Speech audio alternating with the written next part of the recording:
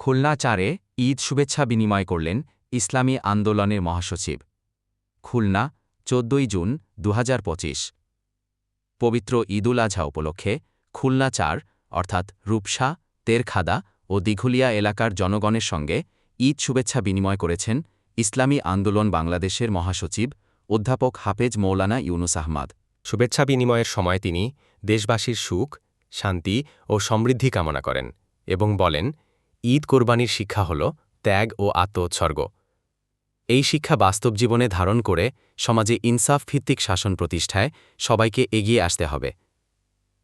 এ সময় স্থানীয় নেতাকর্মী ও সাধারণ মানুষ উপস্থিত থেকে তাকে উষ্ণ অভ্যর্থনা জানান। ঈদ উপলক্ষে তিনি সবাইকে ঐক্যবদ্ধভাবে ইসলামী মূল্যবোধে উজ্জীবিত হওয়ার আহ্বান জানান। যে প্ল্যাটফর্ম থেকে আমাদের ভিডিওগুলো দেখছেন, ফলো দিতে ভুলবেন না। আমাদের ইউটিউব চ্যানেলটি সাবস্ক্রাইব করে আমাদের সাথেই থাকুন নিত্য নতুন আপডেট পাওয়ার জন্য।